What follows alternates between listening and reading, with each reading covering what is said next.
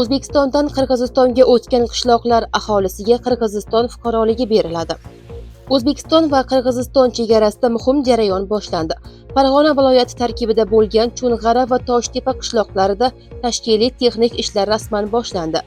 Endilikda ushbu hududlarda yashovchi aholini ro'yxatdan o'tkazish va keyinchalik ularga Qirg'iziston fuqaroligini berish jarayoni amalga oshiriladi.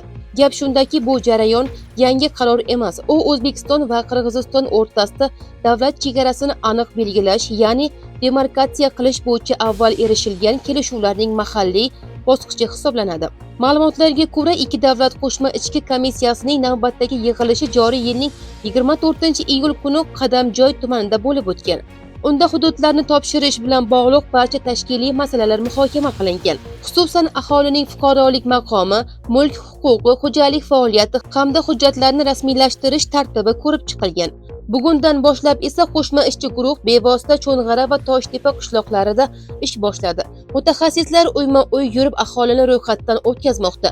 Yangi tartib bo'yicha tushuntirish ishlari olib borilmoqda va zarur hujjatlarni rasmiylashtirishga tayyorgarlik ko'rilmoqda. Qirg'iziston tomonidan ushbu ishlarni Batken viloyati rahbariyatining birinchi o'rinbosari Baxtbek To'xsonbayev boshqarmoqda. O'zbekiston tomonidan esa Ichki ishlar vazirligi migratsiya va personalizatsiya departamenti rahbari o'rinbosari Behzod Sayfullayev jarayonda ishtirok etmoqda.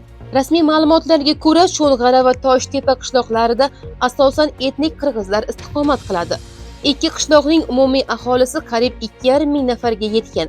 Qirg'iziston qonunchiligiga muvofiq ushbu hudud aholisiga Qirg'iziston fuqaroligini berish jarayoni boshlanadi.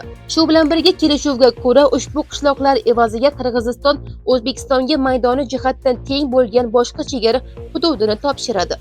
Eslatib o'tamiz, O'zbekiston va Qirg'iziston davlat chegarasining ayrim uchastkalari bo'yicha shartnoma 2022-yil noyabr oyida imzolangan edi.